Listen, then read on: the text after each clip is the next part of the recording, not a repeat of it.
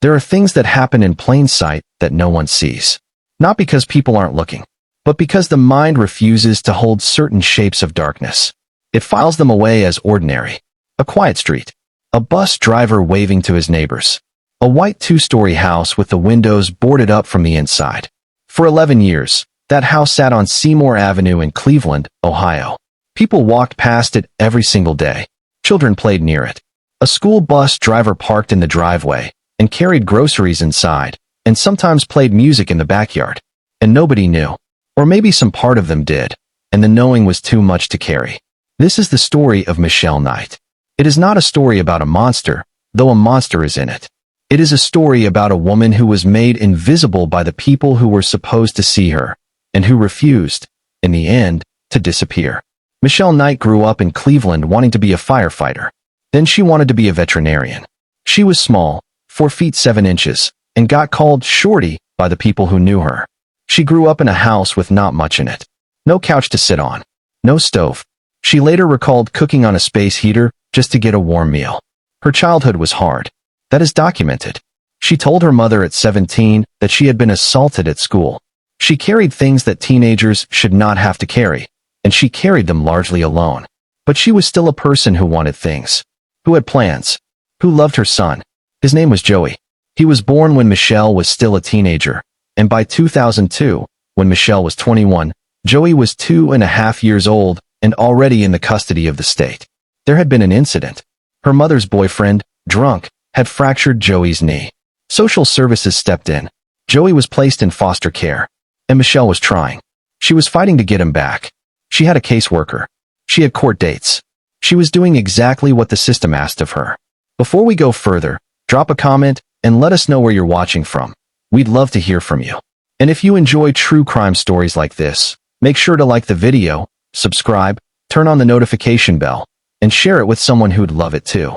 August 22nd, 2002, was not a remarkable day in Cleveland. It was the kind of late summer afternoon that doesn't carry any particular weight until later, when people look back and try to find the exact moment the door swung open and then closed again forever. Michelle had an appointment.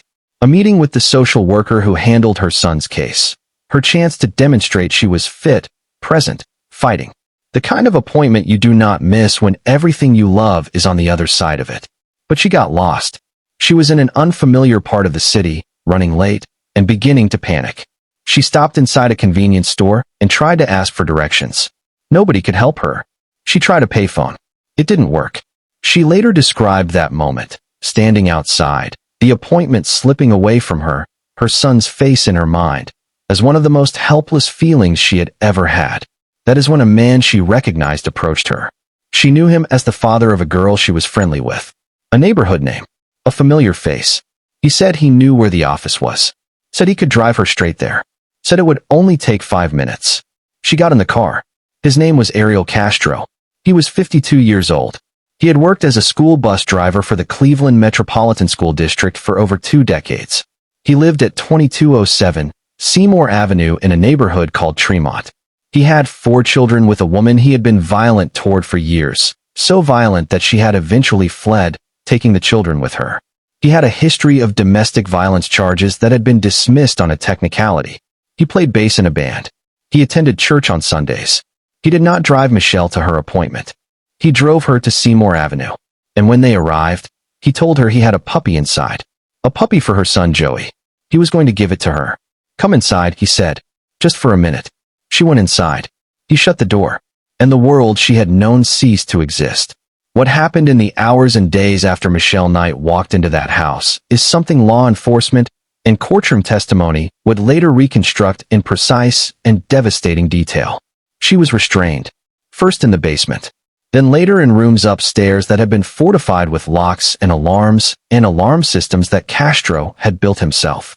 The windows were covered. The doors were barricaded. He had been preparing, and Michelle, who had gone in hoping for a puppy to give her son, found herself in a room from which there was no leaving. Her family noticed she was gone. A missing persons report was filed. But what happened next is part of what makes this story so difficult to sit with. The prevailing theory, among relatives, among some of the people who had known her, was that Michelle had run away. She was upset, they reasoned. She had just lost custody of her son. She was struggling. She was the kind of person who might, under enough pressure, just disappear on her own. Even police appeared to accept this framing. The investigation was limited. In 2003, 1 year after she vanished, Michelle Knight was removed from the FBI's database of missing persons. She was 22 years old. She had been missing for 12 months. And the official conclusion, effectively, was that she had chosen to go. Her mother did not believe this. Barbara Knight kept putting up flyers. Even after she eventually relocated to Naples, Florida, she would come back to Cleveland's west side and post them again. She told the plain dealer that her daughter would never have broken all contact voluntarily. Not without a word. Not without any trace. But no one was really listening. And inside that house on Seymour Avenue, Michelle Knight was learning something that would define the next decade of her life. That Ariel Castro had been right about one thing, even as he used it as a weapon against her. He had told her that nobody was looking. He had told her that nobody missed her. The world, for a long time, appeared to confirm this. You have to understand the house. It was a white two-story structure, narrow, on a residential street. On the outside, it looked like any of the other homes in that neighborhood. A front porch, a driveway, neighbors on both sides. Inside, it was something else entirely. The windows had been covered and nailed shut. Doors had multiple locks. Castro had built a system of alarms using bells and wires so he would know if anyone moved through certain parts of the house. The basement had been used in the early period of imprisonment. Later, the women were moved to rooms on the second floor. They were chained at the ankles. They had access to plastic toilets in their rooms that were rarely emptied.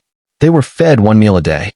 Castro used the cold of the basement and the heat of the attic as punishment. They kept diaries. Courtroom documents would later describe the contents of those diaries. Entries about forced sexual conduct, about being locked in a dark room, about waiting for the next session of abuse, about dreaming of escape, about being chained to a wall, about being held the way prisoners of war are held. Michelle Knight was the first. She was alone in that house for almost a year before anything changed. In April 2003, Amanda Berry disappeared. She was 16 years old, walking home from her shift at Burger King on Lorraine Avenue. Castro knew her, too. She was a classmate and friend of his daughter. He offered her a ride, told her his daughter was at the house. When they arrived on Seymour Avenue, he said his daughter might be taking a bath, that they should wait. He took Berry upstairs. And there, in a bedroom with the television on, Amanda Berry saw a woman she didn't know sleeping on the floor. That was Michelle, who had been there, alone, for almost a year. In April 2004, Gina DeJesus disappeared. She was 14 years old. She had been close friends with Castro's daughter Arlene. Castro approached her and a friend at a payphone and asked Gina to help him find his daughter. She got into the car. 3 women. 3 abductions. Each one carried out the same way. A familiar face, an offer of help, a front door that closed and did not open again. And in the neighborhood, in the city, life continued. America's Most Wanted ran segments on Amanda Berry and Gina DeJesus. Vigils were held. Families kept searching.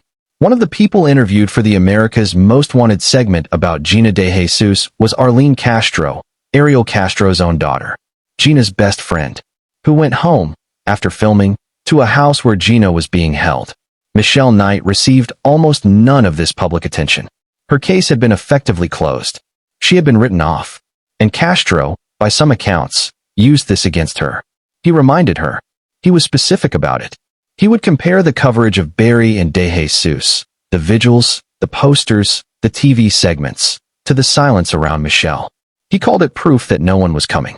What survives inside a person when everything outside confirms what their captor wants them to believe? This is not a rhetorical question. It is the actual question at the center of what happened on Seymour Avenue between 2002 and 2013. Because Michelle Knight did not break. She sang to herself in that house. She kept herself present. She stood her ground when Castro taunted her.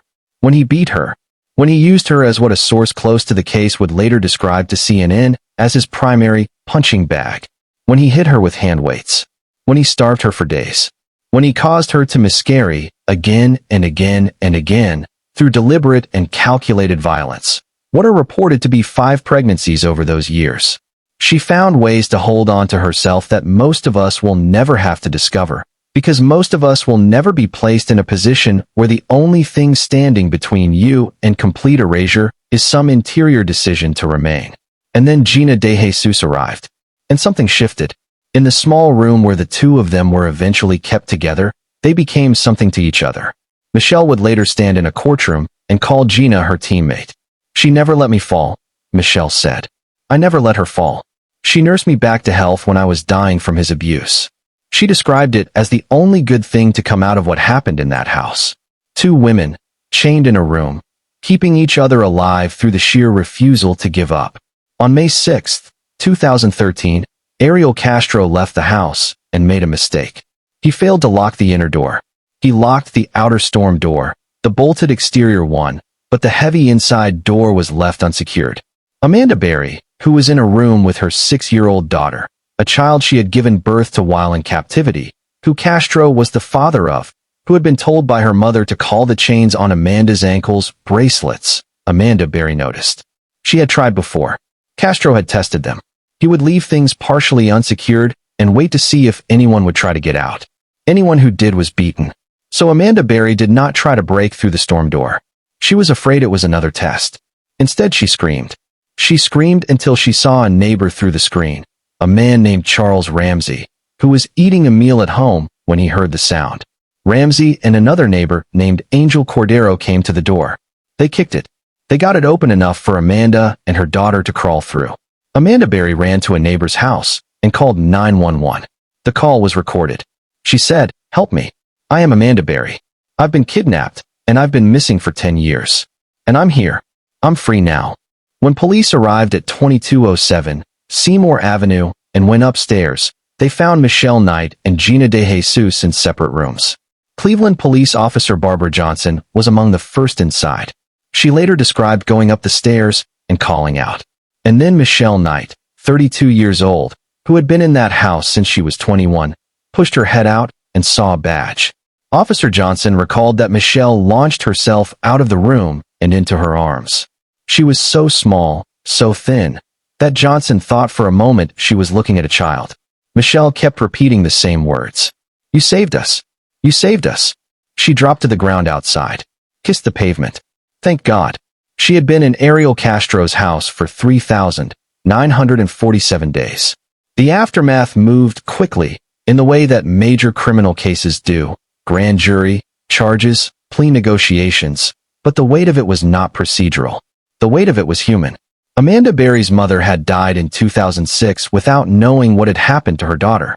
Berry's sister stood before the court and said that it was impossible to put into words how much that hurt. Gina DeJesus had spent years, before her abduction, volunteering for the Amber Alert Committee, offering comfort to families of missing children. She did not know, at 14, that her own name would one day be on the flyers. Castro, when investigators went through the house, had left behind the women's diaries, the alarm systems, the chains, the locks, the rooms built specifically to contain human beings. He had also left behind his own mind, which became legible when he stood in a courtroom and spoke. He said he was not a monster. He said the sex was consensual. He said there had been harmony in the home. He called his addiction to pornography a sickness. He blamed the FBI for not finding the women sooner. He said, and this is a direct quote from the sentencing transcript, that Michelle had never been missed. That since day one, no one had come looking for her, and he seemed to say this as if it were an observation, not an admission of the cruelest possible kind. The judge, Michael Russo, looked at this man and told him there was no place in the world for what he had done. "You don't deserve to be out in our community," Russo said. "You're too dangerous." Castro was sentenced to life without parole plus 1,000 years. He was dead 32 days later. He hanged himself with bedsheets in his cell in Orient, Ohio, on September 3, 2013, 1 month and 1 day after sentencing. Before Castro died, though, before the house came down, before any of that, there was a moment in that courtroom on August 1, 2013, that nobody who witnessed it has forgotten. Michelle Knight walked in wearing a gray dress and purple-framed glasses. Small, composed. The first time she had been in the same room as Ariel Castro since she was freed. She stood at the microphone and she spoke. She said, "I missed my son every day. I wondered if I would ever see him again. He was only 2.5 years old when I was taken. I look inside my heart, and I see my son. I cried every night. I was so alone. She said, days never got shorter. Days turned into nights. Nights turned into days. The years turned into eternity. She said, Gina was my teammate. She never let me fall. I never let her fall. She nursed me back to health when I was dying from his abuse. My friendship with her was the only thing that was good out of this situation. Then she turned to Castro directly, and she said words that traveled across every news wire and broadcast in the world within hours. She said, you took 11 years of my life away, and I have got it back. I spent 11 years in hell. Now your hell is just beginning. I will overcome all this that happened, but you will face hell for eternity. From this moment on, I will not let you define me or affect who I am. I will live on. You will die a little every day. Castro, according to reports from inside the courtroom, showed no reaction. Michelle Knight walked out of that building alive. On August 7, 2013, the house at 2207 Seymour Avenue was demolished. Michelle Knight was there. She stood outside and watched it come down. And before the first swing of the crane, she handed out yellow balloons to the people who had gathered. She said the yellow balloons represented missing children. She released them. The house came down in a single day. The lot was cleared. A garden now stands where the structure once did, a small memorial called the Cleveland Courage Fund Garden. The garden has a bench. People leave things there sometimes. Flowers, mostly. The kind of ordinary, human impulse to mark a place where something happened that should not have been allowed to happen.